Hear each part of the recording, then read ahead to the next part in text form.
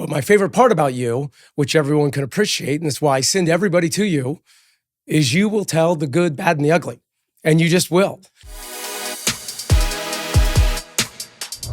Hello, Momi. Thank you for joining us today. Thanks for having me, David. Of course, this is going to be one of my favorite ones because, no, it is because, I tell you this all the time, but as you get to know people, and you've been here for how long now? 7 years. Actually, next month will be 7 years. 7 years, you develop not just a working rapport, but there's a friendship and a genuine bond. I know what you're doing with your family. You know what I'm doing with mine. Yeah. And I'm going to start it off. I guess this happened maybe after your first year or whatever, but I distinctly remember we had a Christmas party and I said, we were talking about onboarding and Momi gets up. Well, this is good. And this is why I'm bringing this up and it'll be pertinent for this conversation. Is this the year I won the Ripple Award? It is. It is. We were giving you an award for just your overall spirit because you're a very energetic person and people follow you naturally. But it was, you came up and you said that we had major problems with our onboarding in front of the whole group and everybody applauded. But the reason why I'm bringing it up and one of your gifts is you brought it up and it was something that we could correct and fix without everybody getting hyperbolic. Yes. And with that, I'm going to shut up now because I do want you to share a little bit about 8 years ago, what was the defining thing that brought you over to Arbor? Okay. And then kind of how the journey has been, and we could just weave it in from there. Okay. Well, let's talk about the onboarding comment. So first of all, thank you for listening to me. Of course. I really appreciate it. Not that my commentary has nothing but 2 cents, right? Yep. But I was complaining about the marketing, remember? And you brought on a whole entire marketing company and department for us. And that was amazing. And we still have that to this day, different format, right? Yep. And then, of course, I wanted to mention the onboarding because as we were trying to grow, I thought it was very important that we had an onboarding system because those of us who didn't have that way back when, we floundered a little. Let's be honest. We were from retail. And it took me a good 6 to 8 months to even understand our processes. Well, there's a lot. I hear people say, it's good, but it's a lot. And it can be overwhelming. It's hard because those of us who came from one bank or one lender and one rate sheet, now we have 200 different investors to choose from and how to price and it's difficult and it is a lot. Correspondent, non-Del, brokered, borrower paid, lender paid. It took me a long time to get used to that. It is. And we're obviously, nobody works for us. You partner with us like all the other loan officers partner with us. So that's why we listen. Because your mindset, you come from a different perspective on what's needed and what's not. Yeah. But I do want to just revisit because it's with your personality and your experience, your acumen, you're going to be successful anywhere. Oh, sweet. No, but you are. And then you decided, you know what? I'm going to change. What was the thing that made you say, hey, I'm going to come to this model and then specifically maybe Arbor, just so you can share with everybody? Well, I'm going to tell you why. So thank you. John That's why we're here. Goodpastor and I have known each other for 16 years. Okay. And he had been trying to, and as you know, Tim Storm and all those guys actually, when I was a branch, they came to work with me as loan officers. I don't know if you know that. I do. For a while. And John didn't come on board, but a couple other people did with Tim. And after they left me, I then went into retail. I didn't want to be a branch manager anymore. And I went into retail and I thought I was happy. I was drinking that Kool-Aid. And it was good Kool-Aid until one weekend, the rate started to go up and I had 3 pre-approval purchases. And I'll never forget this weekend. And I lost all 3 loans for pricing. They all called me and they said, oh, Momi, you've been great. Of course, right? I did all the work, but we got a better rate with so-and-so and so-and-so and so-and-so. So what does Momi do? Call her good friend John and say, hey, I need you to price this for me. You're a broker. Price all 3 of these loans for me and tell me what rate you get. Sure enough, it was better than where I was at. It was actually even better than what my clients were getting, but it was too late to get them back because I hadn't moved. I was still in retail. So that's when I said to him, we have to go to lunch again. And I think I'm ready to make the move. And as you know, the progression that started was he talked to me. We priced those loans. Losing 3 loans in one weekend it's heartbreaking with all the amount of work that you put in. And then you know me, because I'm pretty analytical and meticulous. I did a spreadsheet and I asked you to give me all the expenses. Do you remember this? I remember this. Oh my God. And I was put like, my little I'm not an accountant, but. I'm not an accountant, but. And I said, but go to your S-Corp and tell me what your expenses are. And you did. You were very gracious and did that. And I think kind of that spreadsheet was like the beginning of your pro forma. I don't even think you necessarily had a pro forma at that time. So I put together this spreadsheet. You plugged in all your expenses. I then plugged in what my expenses were retail. I sent it to my CPA and I said, here are the expenses. Treat it like an S-Corp, not an independent contractor, not Schedule C. Yep. She then did it. So before she did the expenses, it was 100% difference in profitability. And so, let's just use even numbers. 100,000, I would have made 200,000. Sure. And I was floored. I said, no, but do the expenses now. Then it was 40% profitability. And I still was floored. And to this day, I even look at that spreadsheet because I did a lot of reverses then. And I don't even know if we factored in that commission, the difference in the commission. Sure, I think no you caps. just did no caps. That's right. And even on jumbo. And I think what you just did was our basis points across the board, like what we get paid as LOs at Arbor, right? Sure. And after I saw that, I sat down with that spreadsheet with my family at the time and I said, I know this is a big leap of faith. I get a W-2 here. This is independent contractor. I'm self-employed. I'm going to be an S-Corp. But here's the difference in the numbers.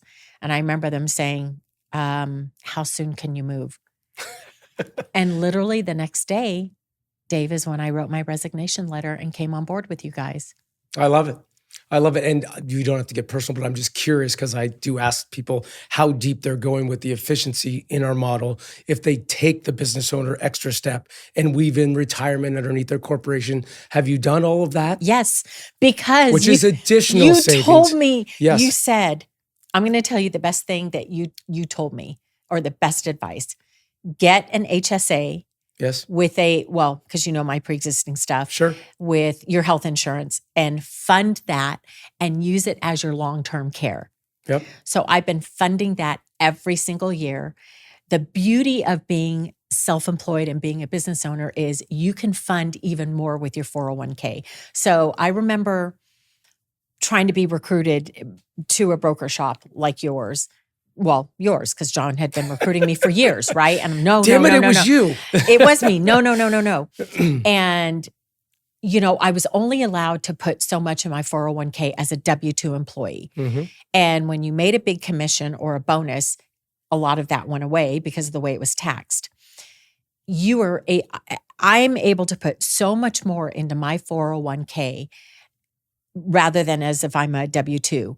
As an independent contractor or an S-Corp, I can max that baby out. And I don't even know what it is, maybe 5 times, 6 times more than what you can get as a W-2. You would probably know. For those listening, I mean, the reason for that is because you're the only person in the entity. Right. So there's 100%. No discrimination rules. Right. 100%. So you can carve it out and customize it for you, which is one of the most powerful things of our model because I've got a family of 6, right? Yep. I wove my plan out that fits me. And so every dollar was efficient. And no joke, I tell people, like when I went from Schedule C, because I went on my own long goes, but when I went to the S-Corp and started utilizing the efficiencies, it was life-changing. It was life-changing. And one thing, and then you can go on, but I distinctly remember, I think it was month 8, 9, whatever it was, and because I check in on you, I said, Momi, how's it going? And you just go, I wish I would have done this sooner. And the hard part is sharing that with people, because I reiterate that to people. I said, you should talk to people, whether it's month 3 or 8 or whatever it is. They have this little light bulb that goes off. I get it. I'm efficient. I'm making more money. And I do what I want when I want to do it with support. More flexible. And so maybe you can just share and elaborate a little bit on some of that stuff that you thought was going to be a big fear or the unknown, or as you told your family, a big leap of faith. And all of a sudden it went away. Of course it went away. I mean, I did wish I had done it sooner. I wish that maybe John had tried to recruit me harder. But then, as always, the universe tells you, he said you wouldn't have been ready. Yep. And that's probably right. But I feel like if I had done it sooner and set all that up, I'd be maybe in a different financial position, quite possibly, because I would have been able to overfund everything as opposed to being a W-2 employee. I'm even going to go a step further and talk about maybe how to pay it forward.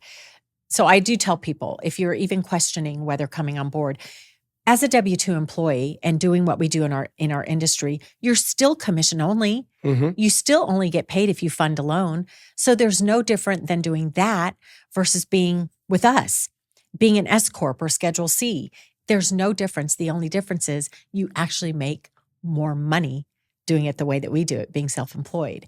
And you have more ability to fund your 401k. And it's even better because you can do a defined benefit plan. That's exactly There's right. so much more that you can do. Opportunity. A lot more options that people don't understand when you make the kind of money that we do, instead of just having a 401k.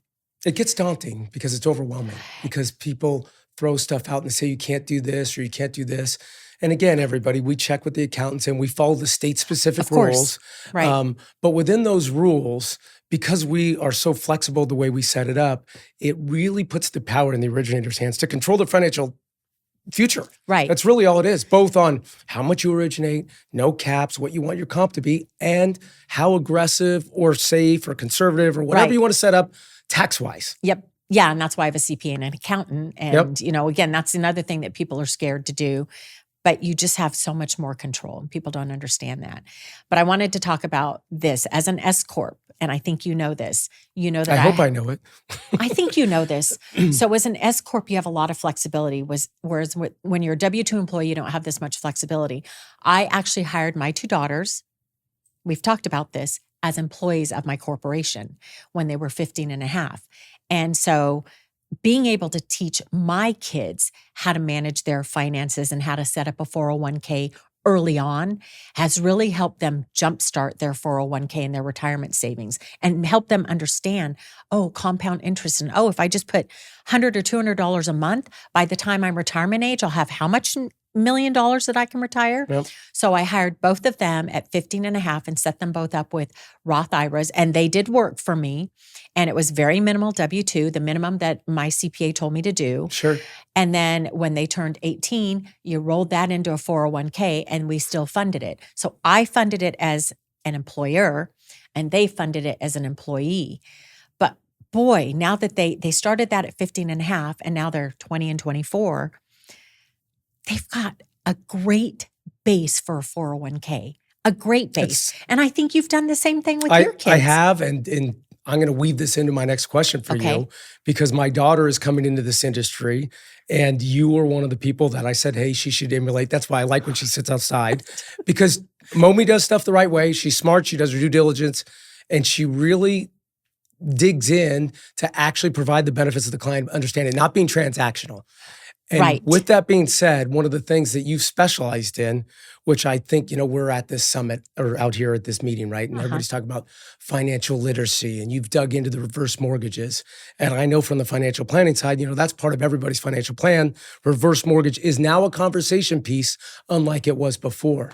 What advice can you give to originators out there that may be intimidated? You still get the referrals because they don't know reverse. Right. What advice can you give to them to boost up their financial literacy, but more specifically to the reverse mortgages, so they're not intimidated and can go down the success path that you've had? Well, let's just be honest. Reverse mortgages are nothing like forward mortgages. Sure. So I understand why they're intimidating, because it's a different language. It's different. You don't use loan to value. You don't use loan amount. You don't use value. You use maximum claim amount. So it's different language in the reverse world. And I think originators cannot wrap their head around, there's no payment. There's no mortgage payment on these reverses. So the first thing I tell people is, if you have financial planners, your own financial planner, for instance, we all have financial planners. If we're making the kind of money we're making, we all have wealth advisors. Go to that person. There's so much training with all of our investors, the Is that where you started? You went to one of the banks, or did they train you at your last place? They trained me at my last place and actually certified me. Okay. So I went to a weekend workshop and they certified me on how to do reverse mortgages. And that's how I learned all the lingo, and that's how I learned and got the confidence to do them. But I think we have amazing training with our reverse investors. If originators would just take the time to sit down and do that training, Dave, Do as I say, not as I do. I already told you I would help you, Yes. and I try to help you. You're just so busy, and I get Tomorrow. it. No, I totally. That's one of those things. I totally and understand. it's so easy when I can just send it to you. It's so, and yet, and you don't really have the time for training. And thank you very much for, being a partner with me in that. But if you do take the training, and then me, I want to help as many people as I can. When I talk to newbies coming on board to Arbor, call me anytime. When we had Byte, if you don't know how to use Byte, call me. I'll talk you through it. And you know how many people have called me and I've had to talk them through things?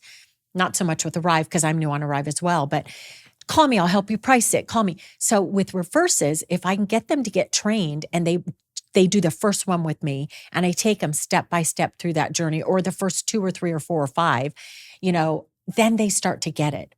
But the last thing I want people, because it's more and more becoming a conversation because all our baby boomers are of the age. And with reverses, the reverses that we have, you only have to be 55 years or older. So guess what? You and I qualify for reverse mortgage already. That's right. Right? I know. Let's just be honest. And it's part of the plan, and it lost that negative connotation to it. Remember when it first came out, there was that misconception and, you lose your house. Like, that's gone now. It still has it, though. A little bit. You say reverse mortgage, you're right. The wall goes up, right? You say reverse mortgage, the wall goes up. And people, oh, no. Oh, I would never do a reverse. My friends tell me don't do it. My family tells me don't do it because the bank takes your home.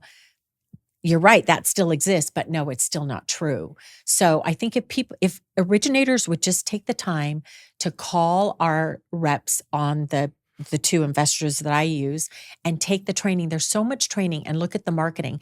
Maybe do the first one with me and I can take them step by step and tell them what that means and what that means and what that means and why you want to do it this way, and really talk to the borrower about the benefits and the strategic financial planning of a reverse. It will make a huge difference. There's so many options for reverse. We have a reverse second where there's no payment. So if you have a borrower who has a first with a low first rate mortgage and they don't want to touch it, they can do a reverse second, no payment, no harm, no foul. You don't have to touch your first.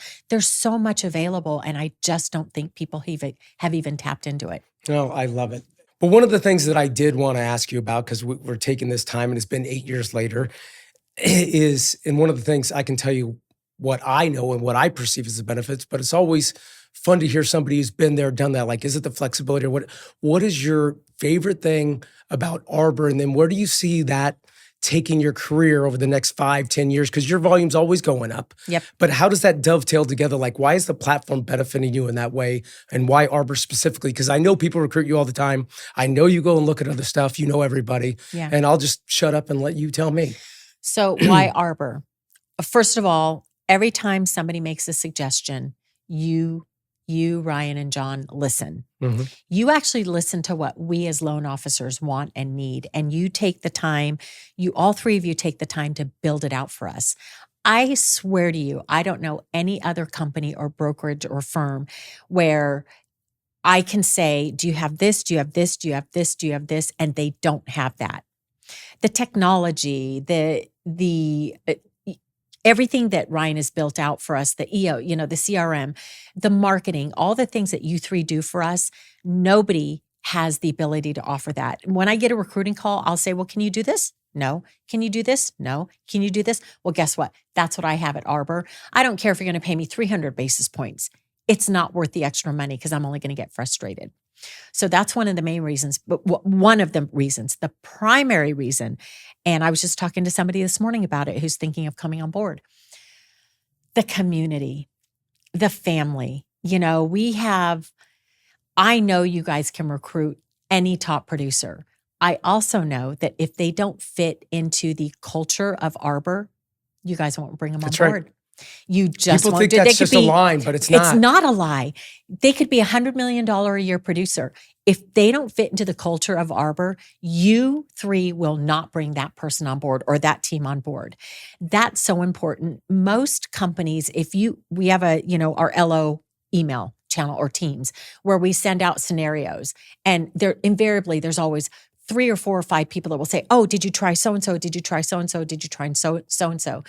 You will never have a company that has that LO email channel where they can ask about a specific scenario, and you will have top producing LOs with no egos who will answer that question.